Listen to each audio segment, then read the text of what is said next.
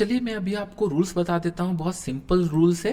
पहला रूल है, जो मैं आपको अभी सेटअप बता रहा हूँ, use it only on expiry. Expiry के अलावा रेगुलर डेज में ये आपको प्रॉफिट दे सकते हैं, लेकिन आपका स्टॉप लॉस, मनी मैनेजमेंट, सभी चीज़ें डिफरेंट हो जाएगा। उसको फिर आपको कैलकुलेट करना पड़ेगा।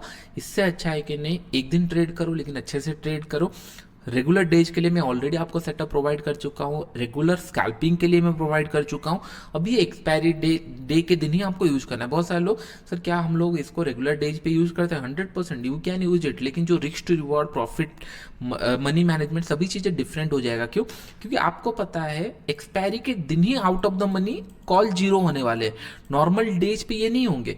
इससे इसका बेनिफिट क्या है? अगर यहाँ पे लेट से कोई आउट ऑफ द मनी है, ये आउट ऑफ द मनी 100% होगा, 29,200 और 2900 पकड़ लीजिए। यहाँ पे 29,000, sorry 29,200, 29,000 out of the money है। यहाँ पे अगर मार्केट 130 के बाद अगर ये पॉइंट पे चल रहा है, अगर ये मुझे 25 रुपए में मिल रहा है, अगर 25 रुपए मिल रहा है, अगर यहाँ पे ये मोमेंटम क्या 25 का 150-200 हो सकता है, करेक्ट। लेकिन नॉर्मल एक्सपायरी डे पे ये आपको 25 रुपए में नहीं मिलेगा। जो 25 रुपए का होगा वो आपको मिल सकता है 1000 पॉइंट के दूर मिल सकता है। अगर 1000 पॉइंट के दूर आप खरीद रहे हो, उस टाइम पे 90% ऑप्शन सेलर सेल कर रहे होंगे 1000 पॉइंट के दूर। अगर 800 1000 पॉइंट के दूर आप खरीद रहे हो, ये सोच रहे हो आज जैकपॉट लगने वाला है, लेकिन ये जैकपॉट हर दिन नहीं लगेगा और आपके पास टाइम भी कम बचा। इसीलिए मैंने आपको एक बड़ा सा ट्रेंड कैप्चर करने के लिए मॉर्निंग से ही ट्रेड दिया था। अगर मॉर्निंग 15 मिनट या रिवर्सल पहले से ही आप अगर ट्रेड ले रहे हो, अगर एक बड़ा मोमेंटम होता है तो आपके पास एक अच्छा खासा टाइम में मोमेंटम हो सकता है। लेकिन ये 130 ऑलरेडी जा चुका है। 130 के बाद अगर नॉर्मल डेज में ट्रेड करो, उस टाइम पे प्रीमियम ओनली डिके होंगे, प्राइस ज़्यादा जल्दी डिके होगा। आई गेस ये सारे पॉइंट आपको समझ में आ रहे होंगे।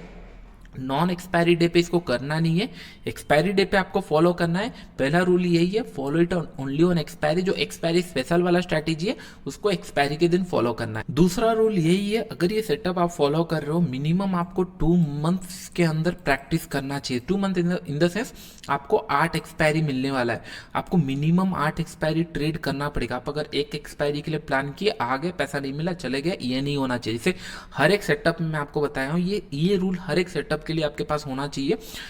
अगर आप कोई हाँ बस इसको मतलब कोई सिस्टम को अगर आप 1 महीने 2 महीने यूज कर ही नहीं सकते, तो फिर वो सिस्टम के अंदर आओ मत। क्योंकि मुझे याद है आउट ऑफ द 20 या 22 एक्सपायरी जितने उससे ज़्यादा आई थिंक एक्सपायरी हो गई, इससे 4 expiry I think 0 to 0 program जितने लोग किए होंगे, उनको 22 एक्सपायरी में से 18 एक्सपायरी प्रॉफिट हुआ होगा, 4 एक्सपायरी लॉस हुआ होगा।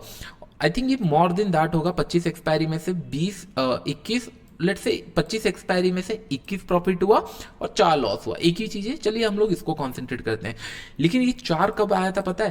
पहले एक बार मतलब जब स्टार्ट हुआ था तब एक बार लॉस हुआ था, उसके बाद कंटिन्यूसली 7-8 या 9 एक्सपायरी प्रॉफिट हुआ, उसके बाद एक एक्सपायरी लॉस हुआ, उसके बाद फिर से 8-9 एक्सपायरी पूरा प्रॉफिट हुए।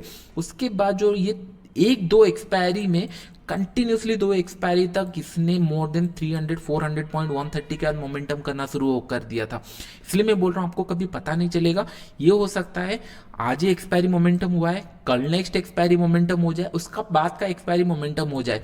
अगर आप ये सोच के ट्रेड कर रहे हो कि नहीं हाँ अभी साइडवेज चला जाएगा, तो आपको कभी पता नहीं चलेगा। You need to take the trade. जब भी रूल्स आता है आपको ट्रेड लेना है।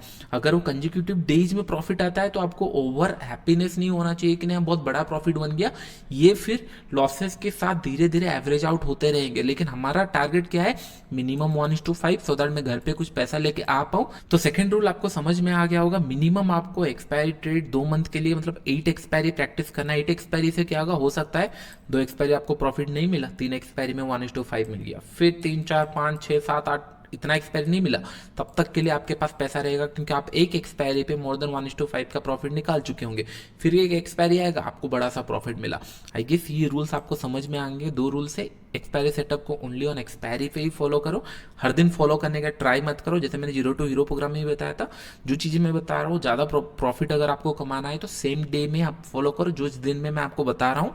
सेकेंड, यहाँ पे मैं आपको और एक बता रहा हूँ, ये सेटअप को मिनिमम 2 मंथ फॉलो करो तो आपको इसके अंदर 100% पैसा मिल जाएगा, अगर आप सही रूल्स और सही मनी मैनेजमेंट के थ्रू प्रोसेस कर रहे होंगे। अभी मैं आपको असाइनमेंट देता हूँ। असाइनमेंट में करना क्या है, ये सारे पॉइंट हम लोग डिस्कशन करते हैं, फिर वीडियो को यहाँ पे एंड करते हैं।